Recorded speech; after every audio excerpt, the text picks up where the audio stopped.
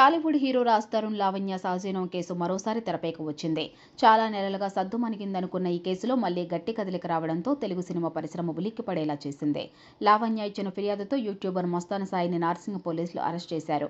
ఈ కేసుకు సంబంధించిన పూర్తి వివరాల్లోకి వెళ్తే యూట్యూబర్ మస్తాన్ సాయి, రాజ్ తరుణ్ మాజీ ప్రియురాలు లావణ్య మధ్య కొద్ది కాలంగా గొడవలు జరుగుతున్నాయి.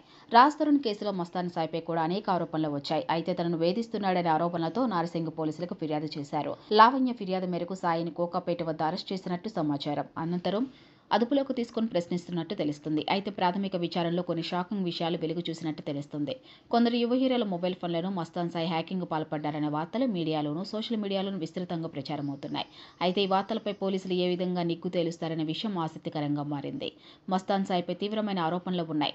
పలువురు అమ్మాయిలతో ప్రైవేటుగా ఉన్న సమయంలోనూ, ప్రైవేటు పార్టీల సందర్భంగా అసభ్యమైన, అశ్లీలమైన వీడియోలు రికార్డ్ చేసినట్టు ఆరోపణలు వచ్చాయి. అంతేకాకుండా ఈ వీడియోలను బూచీగా చూపి అమ్మాయిలను బెదిరిస్తున్నారు, బ్లాక్మెయిల్కు పాల్పడుతున్నారనే విషయం దిగ్భ్రాంతికి గురిచేస్తుంది. తనకు తెలియకుండా ప్రైవేటు విషయాలను వీడియోలుగా రికార్డ్ చేశారని మస్తాన్ సాయిపై లావణ్యకు ఫిర్యాదు చేశారు. కొన్ని వీడియోలను శాంపిల్గా పోలీసులకు అందజేసినట్టు కూడా తెలిసిందే. ఇక నార్సింగ్ పోలీసులకు లావణ్య ఓ హార్డ్ డిస్క్ ఇచ్చినట్టు వార్తలు సోషల్ మీడియాలో చక్కెర్లు కొడుతున్నాయి. ఆ డిస్క్లో 300 మంది అమ్మాయిల నగ్న వీడియోలు ఉన్నాయనే ప్రచారం కూడా జరుగుతుంది. ఈ హార్డ్ డిస్క్లో యువ హీరో, హీరోయిన్లు, కొందరు సెలబ్రిటీల ప్రైవేటు వీడియోలు ఉన్నట్టు తెలుస్తుంది. పోలీసులు ఈ విషయంపై స్పందిస్తే తప్ప ఇందులో అసలు విషయం ఎంత అనేది తెలుస్తుందని మీడియా వర్గాలు అభిప్రాయపడుతున్నాయి.